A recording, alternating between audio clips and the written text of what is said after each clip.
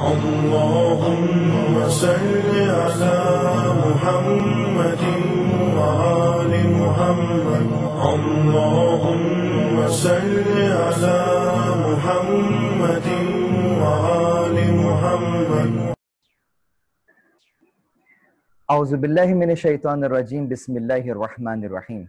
الحمد لأہلہ والصلاة والسلام علی اہلہا. الحمد للہ الذی جعلنا من المتمسکین بقرآن الکریم وبولایت امیر المؤمنین وائمۃ المعصومین علیہم السلام. اما بعد. تمام تر تعریفیں خدا وحدہ لا شریک کے لیے. درود اور سلام محمد اور اہل بیت محمد علیہ السلام کی ذوات مقدسہ پر. حمد ہے اس خدا کی کہ جس نے ہمیں اور آپ کو قرآن کریم، ولایت امیر المؤمنین اور دیگر ائمہ علیہم السلام کی ولایت سے متمسک کیا. عزیزان گرامی قدر، آپ کی خدمت میں جو موضوع ہمارا اس تیسرے حصے میں رہے گا وہ ایک یقیناً ایک انتہائی اہم موضوع ہے اور ایک ایسا فتنہ ہے کہ جس کی طرف ہمیں اور آپ کو متوجہ ہونے کی ضرورت ہے. اگر اس موضوع کی نزاکت کو دیکھا جائے تو یقیناً ہمارے اور آپ کے لیے بہت ہی ایک نازک مرحلہ ہے کہ ہم جس فتنے سے دوچار ہیں وہ فتنہ فقط آج نہیں اٹھا ہے، وہ ہر دور میں تھا. اس سے پہلے بھی یہ فتنے اٹھ چکے ہیں، لیکن ہم اس انداز سے متوجہ نہیں تھے ان فتنوں کی طرف. اور آج ہمیں نظر آ رہا ہے کہ معاملات ہمیں آہستہ آہستہ کس طرف لے کر جا رہے ہیں. تو آئیے اپنے موضوع کی طرف چلتے ہیں اور دیکھتے ہیں کہ کس طریقے سے ہم نے آج کا جو ہمارا یہ موضوع ہے اس کو ہم لے کر اس میں اس کی چیدہ چیدہ نکات آپ کے سامنے رکھتے ہیں. ایک بحث کی جاتی ہے غلو کی، غالی اور مقصر. دیکھنا یہ کہ جب کبھی بھی ہم یہ بیان کر رہے ہوں کہ غالی کون ہوتا ہے، یقیناً یہ ایک بحث ہے عقائد کے بنیاد پہ، عقائد کے میدان میں یہ بحث کی جاتی ہے کہ غالی کی تعریف کیا ہے، غالی کون ہوتا ہے، غالی کیا کہلاتا ہے، غالی اور ان کی تعریف کیا ہے. تو ہمیں نظر آتا ہے کہ غالی کی تعریف کیا ہے کہ غالی یعنی یہ غلات، اس کی جمع جو ہے غالی کی وہ غلات ہے. اور غلات اس گروہ کو کہا جاتا ہے کہ جو حضرت محمد صلی اللہ علیہ وآلہ وسلم کی الوہیت کے قائل ہیں اور ساتھ ہی حضرت علی علیہ السلام کی الوہیت کے قائل ہیں، یا یوں کہیے کہ 14 معصومین کی الوہیت کے قائل ہیں. مطلب یہ دونوں گروہ میں ان میں بسا اوقات آپ کو فقط کسی ایک امام کی بات ملے گی یا رسول اللہ کی اس میں بات ملے گی، یا پھر من جملہ تمام کے تمام 14 کو یہ کہہ کر کہ چونکہ سب کے سب ایک ہی نور سے ہیں تو سب کے سب جو ہیں وہ تجلیات ہیں اور سب کے سب جل جلالہ ہیں. اس انداز کی بات جو ہے وہ کی جائے گی. اور الوہیت کا یعنی کہ خدا کا ان میں حلول کر جانا، ان کا وہ ہو جانا، تو وہ یا خدا کا ان میں آ جانا یہ قرار پائے گا. تو یہ جو ہے وہ درست نہیں ہے.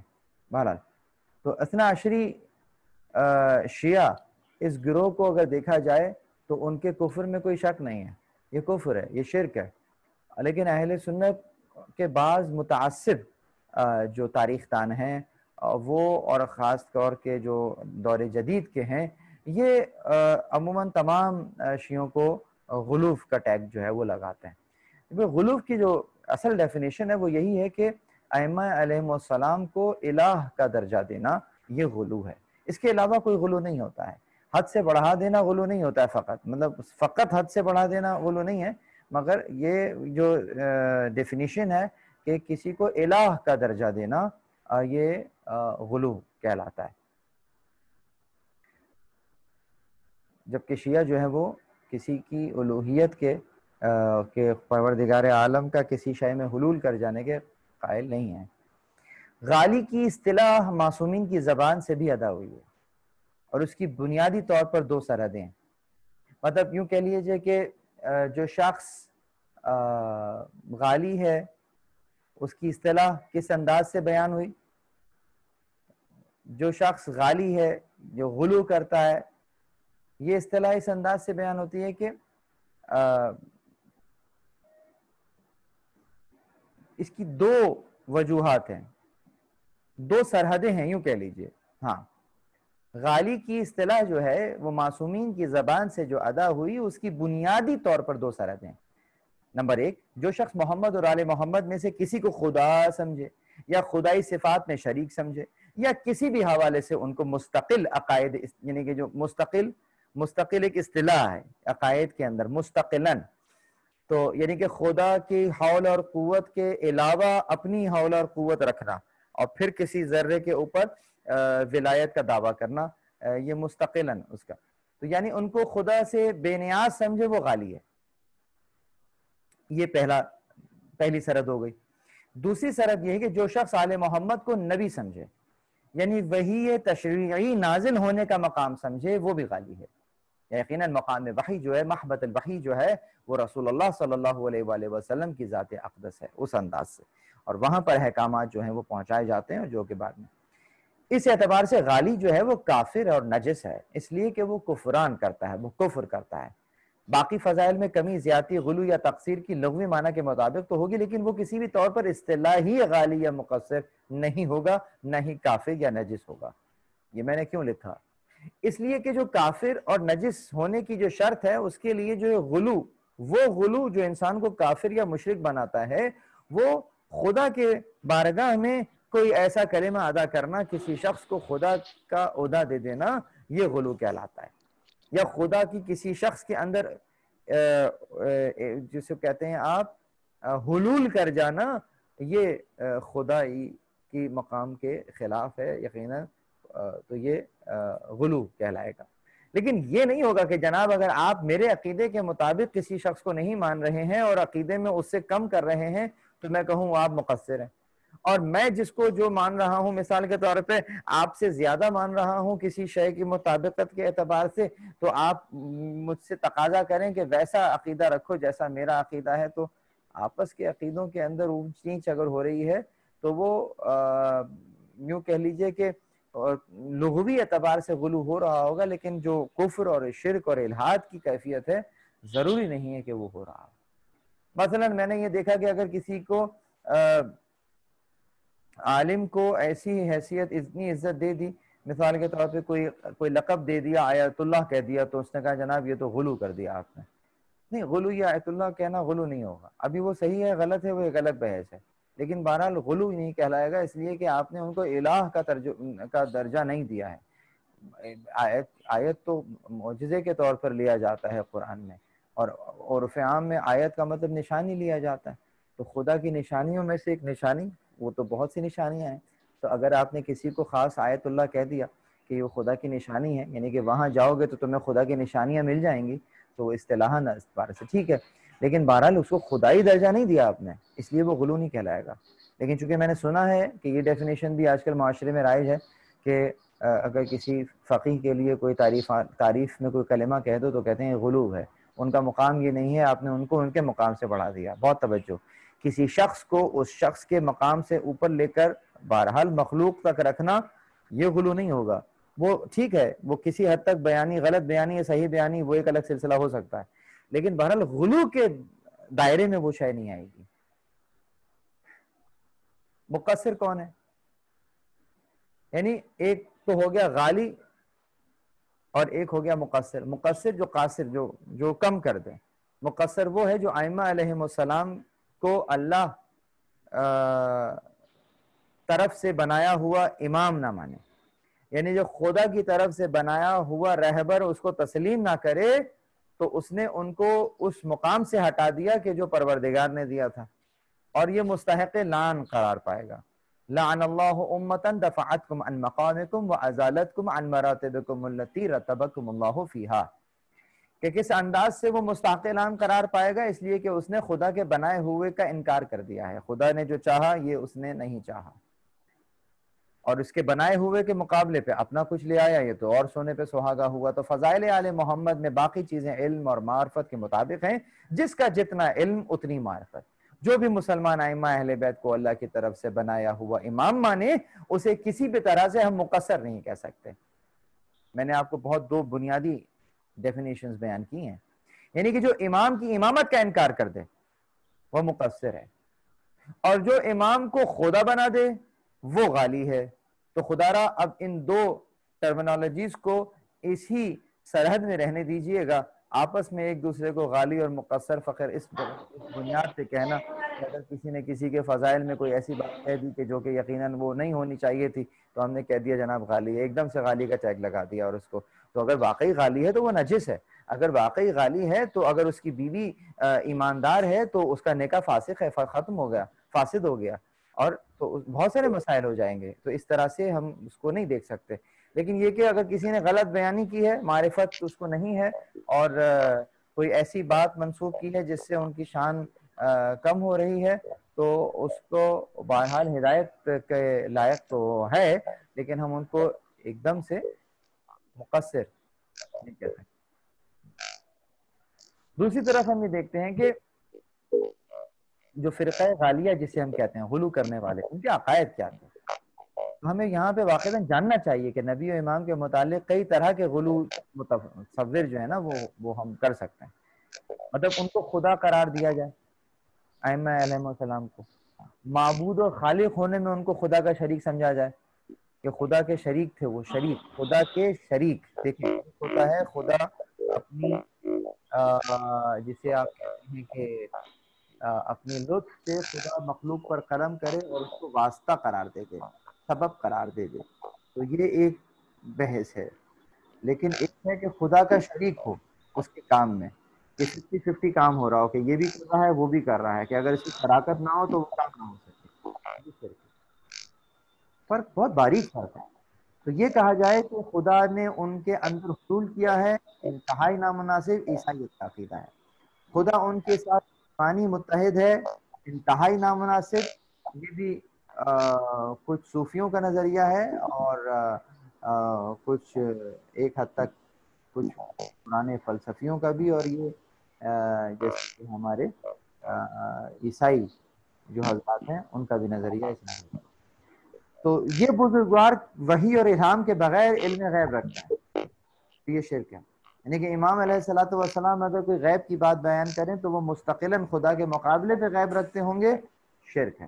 لیکن خدا اپنے لطف سے بندوں کو شامل کرے، خدا اپنے لطف سے بندوں کو کسی اہمیت میں کسی جگہ پر شامل کر لے، لطف ہے، پروردگار کا لطف ہے۔ تو پروردگار اپنے کسی بندے کو غیب کی خبر دے دے اور وہ غیب کی خبر اپنے اختیار سے آگے بتا دے تو یقیناً وہ علم غیب رکھتا ہے، لیکن من جانب خدا۔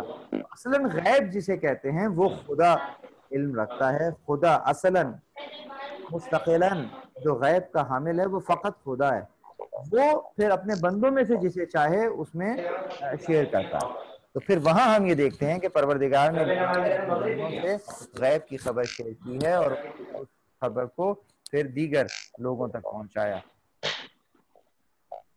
ائمہ کو نبی تسلیم کیا جانا یہ بھی ان کے فرقے میں ہے، یہ عقیدہ رکھا جائے کہ ان کی روحیں ایک دوسرے میں منتقل ہوتی ہیں، آغا خانیوں کا نظریہ۔ مثلاً اگر وہ کہیں گے یہ علی مدد تو اس کا مطلب ہوگا کہ یہ جو پرنس کریم ہیں یہ علی ہیں اس وقت کے، کیوں؟ اس لیے کہ علی کی روح جو ہے وہ منتقل ہوتے ہوتے ہوتے اور ان میں آ گئی ہے۔ یہ حلول کا نظریہ ہے، اس انداز سے بھی یہ فاسد نظریہ ہے، شیعہ عقائد کا اس سے کوئی تعلق نہیں ہے۔ پھر ان کی معرفت عبادت خدا بندی سے بے نیاز کر دیتی ہے اور گناہ سے بچنے کی تکلیف ختم ہو جاتی ہے۔ یعنی کہ اگر میں نے معرفت کر لی، امام زمانہ کی معرفت ہو جائے مجھے، تو اس معرفت کے بعد مجھے نماز کی اور روزے کی اور جو تکلیف شرعی ہے، جو مکلفین کے اوپر جو اللہ نے شرائط رکھی ہیں وہ ختم ہو جاتی ہیں۔ تو یہ بھی جو ہے وہ ایک انتہائی نامناسب بات ہے، انتہائی نامناسب ہے۔ ٹھیک ہے، تو مذکورہ والا اعتقادات میں سے ہم یہ دیکھتے ہیں کہ کوئی عقیدہ رکھنا کفر الحاد ہے اور دین سے خروج کا باعث ہے۔ ائمہ کی غالیوں سے بیزاری کی اگر ہم روایات دیکھیں تو بہت زیادہ ہیں۔ میں کوشش کروں گا کہ اختصار کے ساتھ اپنے ان بیانات کو جو ہے وہ بیان کروں، میٹر بہت ہے اور میں اسی لیے جلدی جلدی آپ کو بیان کر رہا ہوں۔ وَلِلَّهِ إِنَّ الْغُلَاةَ شر من الیہود والنصارى والمجوس والذین اشرکوا. کتنا خطرناک، کتنی بات. خدا کی قسم یہ جو غلات ہیں ان کا شر یہود اور نصارہ اور مجوسیوں سے زیادہ ہے، ان سے بھی زیادہ ہے. والذین اشرکوا، جو کھلم کھلا شرک کرتے ہیں ان سے زیادہ ہے. کیوں؟ ثم قال، کہتے ہیں کہ الینا یرجع الغالی فلا نقبلہ وبنا یلحق المقصر فنقبلہ، کہ ہم تک اگر کوئی غالی آتا ہے ہم اسے قبول نہیں کریں گے. یعنی کہ اگر وہ توبہ کر لے، غالی اگر توبہ کر لے تو بھی ائمہ اسے قبول نہیں کریں گے، جبکہ مقصر کی توبہ قبول ہو جائے. وہ سمجھ سے باہر بھی توبہ کیوں نہیں کریں گے. تو بیان کرتے ہیں، کہتے ہیں جب کہا کہ ایسا کیوں ہے جب رسول اللہ ایسا کیوں ہے، تو کہا لأن الغالی قد اعتداد قد اعتاد ترك الصلاة والزكاة والصيام والحج فلا يقدر على ترك عادته. جو غالی ہے وہ بالکل اپنے آپ کو آزاد کیے ہوئے ہے تکلیف شرعی سے، نہ نماز کا پابند ہے، نہ حج کا ہے. اس کی فطرت میں عبودیت کا یہ پہلو ہے ہی نہیں. کہ میں نے جو لفظ استعمال کیا فطرت میں، یہ وہ فطرت ہے کہ جو خود اس نے اپنے لیے اختیار کی. اس نے خدائی فطرت کو الگ کر کے اس نے اپنے لیے ایک الگ الہ بنا لیا. اس کی مائیں تھی جس کو اس نے الہ بنا لیا. اور پھر اس نے چونکہ وہ یقدر نہیں ہے، اس کی قدرت ہی نہیں رکھ رہا کہ وہ اس سے کچھ کام کرے، تو یہ اگر ہم تک آ بھی جائے گا تو بھی نماز نہیں پڑھے گا، اس کو نماز میں لطف نہیں آئے گا. وَعَلَى الرُّجُوعِ إِلَى طَاعَةِ اللَّهِ عَزَّ وَجَلَّ أَبَدًا، اس نے کبھی خدا کی اطاعت کی ہی نہیں ہے، تو اسی لیے جب وہ ہمارے پاس آ بھی جائے گا تو وہ اس کی اطاعت نہیں کرے گا. وَإِنَّ الْمُقَصِّرُ إِذَا عَرَفَ عَمِلَ وَأَتَاعَ، لیکن اگر مقصر کو بتا دیا جائے اور وہ عارف ہو جائے، معرفت رکھ لے، تو پھر وہ یقیناً ہماری اطاعت کرے گا. توجہ ہے؟ ایک وہ شخص ہے جو کہ پوری رات پائچے چڑھا کر جناب قرآن پڑھ رہا ہے، میں نام نہیں لے رہا اور وہ حساس معاملہ ہے. اور ایک وہ صاحب ہیں کہ جو کہ لی حق اور پھر یہ کیا اور پھر جا کے کسی گندی جگہ پہ بیٹھ گئے، اور وہ ہے. تو آپ بتائیے دونوں میں سے آسان کون سا ہے؟ یقیناً اگر اس کو بیان کیا جائے تو وہ نماز روزہ اور نجاست اور طہارت کا اس کو معلوم ہے، وہ جلدی آپ تک مائل ہوگا اور وہ آ بھی جائے گا. لیکن یہ اگر توبہ بھی کر لے گا تو یہ آپ کے دین پر اس انداز سے نہیں آ سکتا. عمالیہ توسی کے اندر یہ روایت موجود ہے. اس کے بعد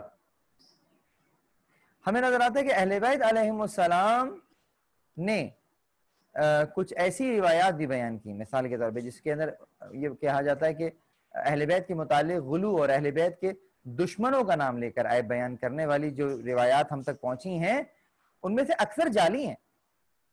مثلا ایک روایت ہمارے سامنے موجود ہے امام رضا علیہ السلام سے. قال، میں اس کو مختصر کر کے بیان کروں. ابراہیم بن ابی محمود کہتے ہیں کہ میں نے امام رضا کی خدمت میں عرض کیا ہے فرزند رسول، ہمارے پاس آپ کے مخالفین سے فضائل علی میں اور آپ اہل بیت کے فضائل میں ایسی روایات مروی ہیں کہ ویسی روایات آپ سے نہیں ہیں، کیا میں ایسی روایات پر ایمان رکھوں؟ آپ نے فرمایا اے ابن ابی محمود، میرے بابا نے اپنے بابا سے، انہوں نے اپنے جد سے کہ رسول اللہ سے فرمایا کہ جس نے کسی بولنے والے کی طرف کان دھرا تو اس نے اس کی بندگی کی. اب اگر بولنے والا یوں سمجھے کہ اللہ کی طرف سے بول رہا ہے تو اس نے اللہ کی عبادت کی، اگر بولنے والا ابلیس کی طرف سے بول رہا ہے تو اس نے ابلیس کی عبادت کی. پھر امام علیہ السلام نے فرمایا اے ابن ابی محمود، ہمارے مخالفین نے ہمارے فضائل میں روایات گھڑی ہیں اور ان کی 3 اقسام ہیں، اور وہ اقسام امام بیان کرتے ہیں کہ ہمارے متعلق غلو پر مشتمل روایات، ہماری تقصیر پر مشتمل روایات اور ہمارے دشمن کے عیوب پر مشتمل روایات. یہ تینوں گھڑی ہوئی روایات ہیں. کیوں؟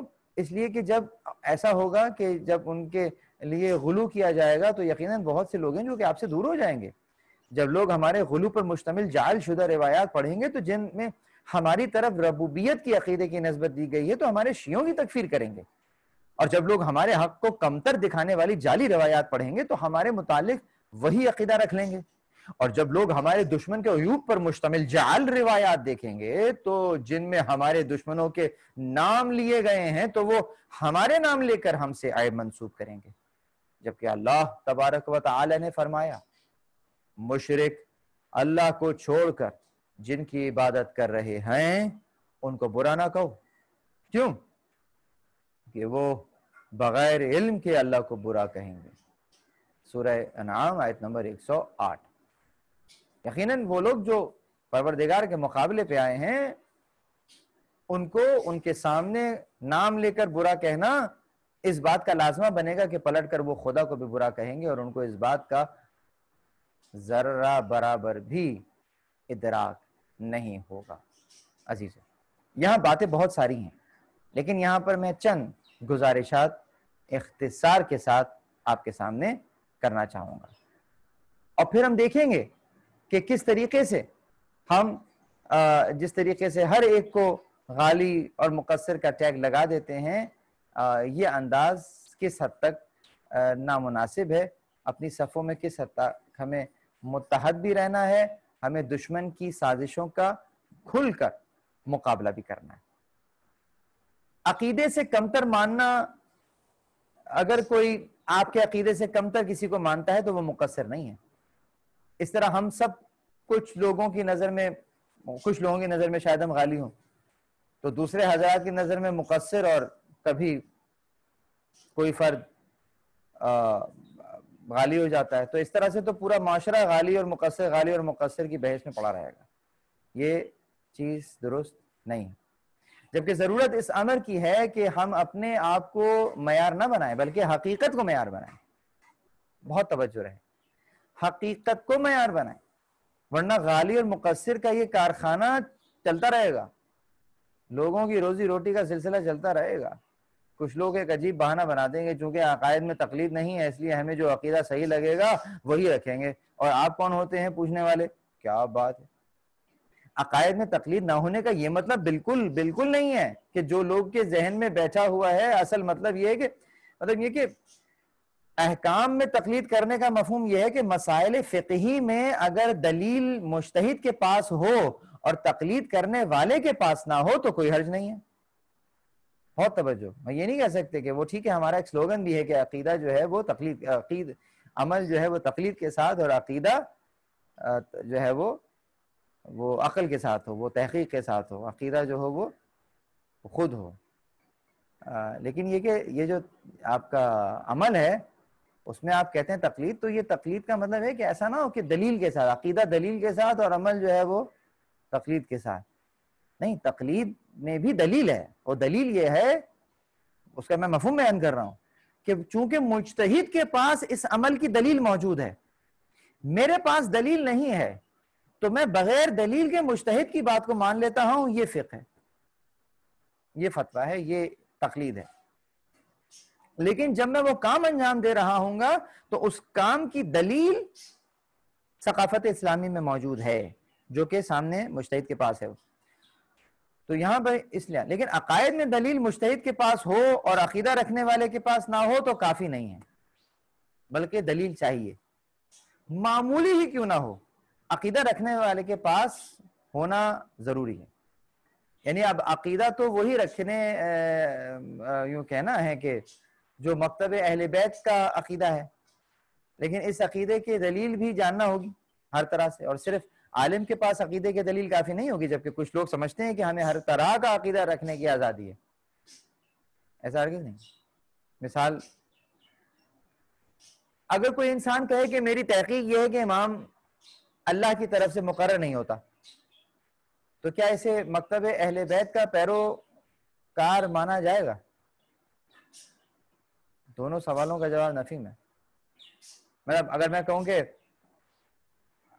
اگر میں یوں کہوں کہ مثلا حضرت علی خاتم النبیین سے افضل ہیں، تو کیا مکتب اہل بیت کا یہ نظریہ ہے؟ اسی لیے عقائد میں تقلید نہ ہونے کا مطلب یہ ہے کہ عقیدہ تو وہی رکھا جائے گا جو مکتب اہل بیت کا عقیدہ ہے، لیکن اس عقیدے کا ثبوت اور دلیل آپ کو رکھنا پڑے گی.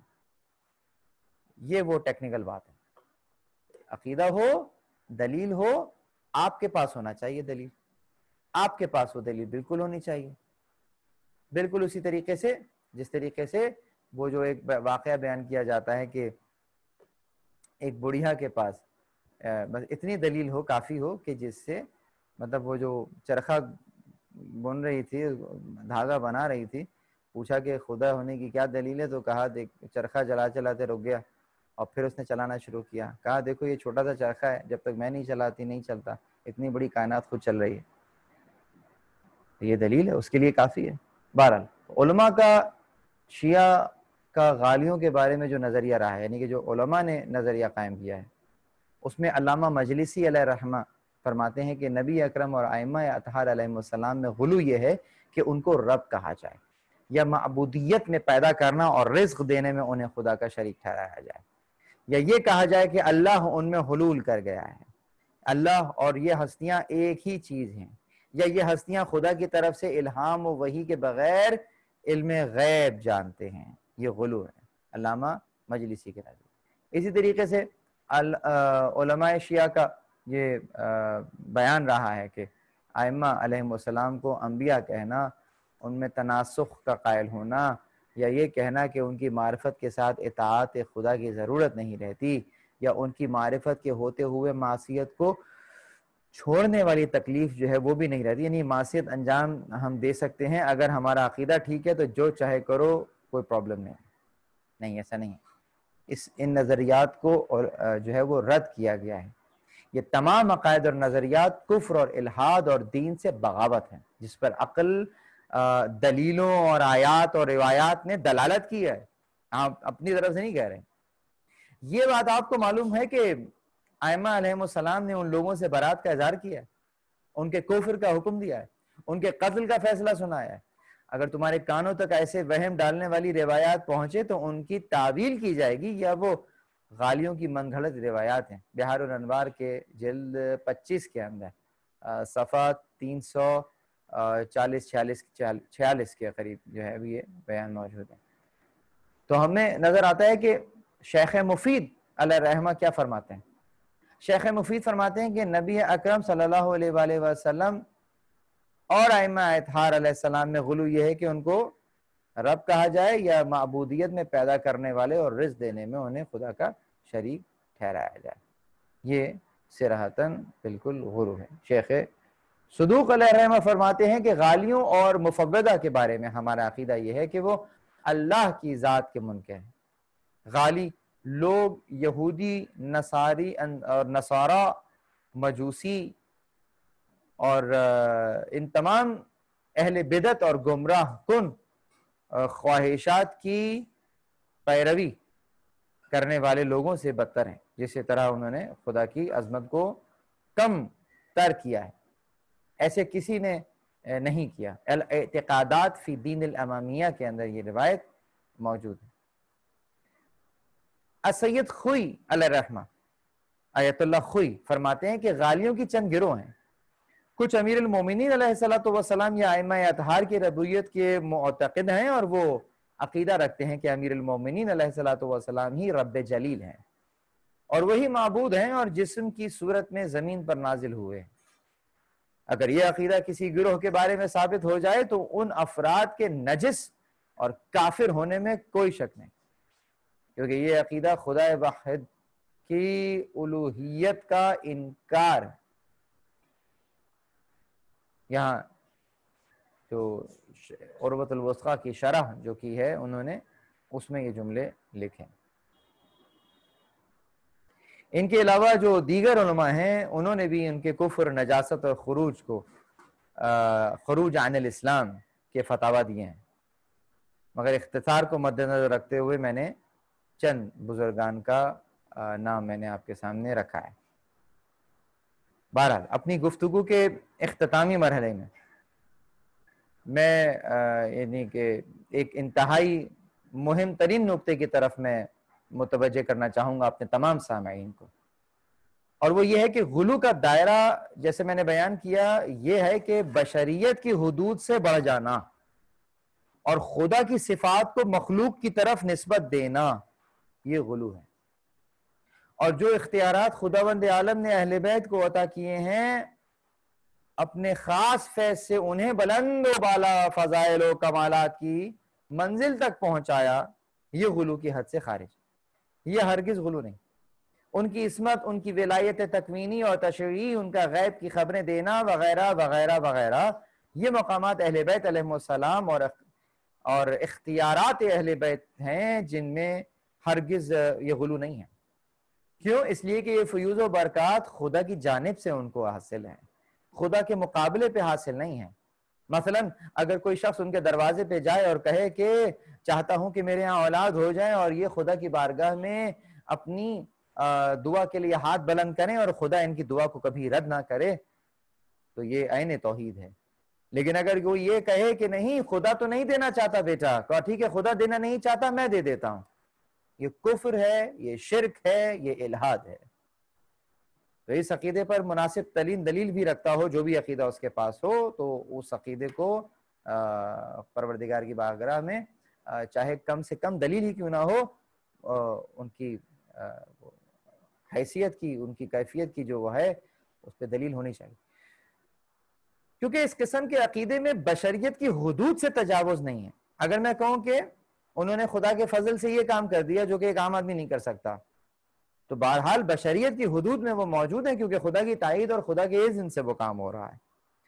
تو ہم ان تمام اختیارات و مقامات کے باوجود بھی اہل بیت علیہ السلام کو خدا کی مخلوق سمجھتے ہیں، مگر عام مخلوق سے جدا ہیں، یہ بھی بات طے ہے۔ خدا کی مخلوق ہے، لیکن بہت سارے معاملات کے اندر ہم دیکھتے ہیں کہ ان کو کچھ جگہوں کے اوپر وہ تخصیص ہے ان کی، وہ ایک عام حالت کے اندر ان پر وہ بہت ساری چیزیں وارد نہیں ہو رہی ہیں، وہ ایک خاص مخلوق ہیں، بشر ہیں، بشر کی معراج پر ہیں، بشریت سے جدا نہیں ہے۔ بہت توجہ، ما فوق البشر نہیں ہے، بشر ما فوق ہیں۔ مگر یوں کہیں کہ خدا نے انہیں اپنی قدرت سے کچھ اختیارات سپرد کیے ہیں، اور ان اختیارات کو اہل بیت علیہ السلام بوقت ضرورت اپنے رب کے اذن کے ساتھ استعمال کرتے ہیں، اور وہ ان اختیارات کے استعمال کرنے میں ہر آن ہر گھڑی اپنے رب کی طرف محتاج ہیں۔ یہاں تک کہ پروردگار عالم بھی جب رسول اللہ سے کہہ رہا ہے کہ سنقرئک فلا تنسى الا ما شاء اللہ، ہم ان قریب تم پر کچھ تلاوت کریں گے تم اس کو کبھی نہیں بھولو گے، فلا تنسى الا ما شاء اللہ، مگر وہ جو اللہ چاہے۔ اس مگر وہ جو اللہ چاہے میں خدا نے اپنا استحقاق بیان کیا، خدا نے اپنا ایک حق بیان کیا ہے کہ نہیں تم مخلوق ہو، ہم خالق ہیں، تم محتاج ہو، ہم کہہ رہے ہیں تم نہیں بھولو گے، لیکن اگر چاہیں تو بھول بھی سکتے ہو۔ کون ہے وہ جو تمہیں نہیں بھلوائے گا؟ وہ ہم ہیں۔ لہٰذا ہرگز تعجب نہ کیجیے گا کچھ لوگ اہل بیت کے ان اختیارات میں شک کرتے ہیں۔ اس کا سبب یہ ہے کہ تمام مخلوق اس کی معرفت اور حقیقت کو جاننے سے قاصر ہے۔ خود معصومین علیہ السلام نے فرمایا کہ وہ جو مخلوق ہے، کہا کہ لوگ اپنی عقول کے بلبوتے پر ہم تک نہیں پہنچ سکتے اور اپنی آراء کے ذریعے امامت کو درک نہیں کر سکتے۔ یقیناً فقط اپنی عقل کو بنیاد بنا کر اگر اس وادی میں سفر کیا جائے گا تو ممکن ہے کہ بھٹک جائیں۔ ہمیں رب نہ کہو، مخلوق کہو، پھر جو مرضی ہے ہمارے بارے میں کہو، پھر بھی تم ہمارے فضائل کی حدوں کو نہیں چھو نہیں سکتے۔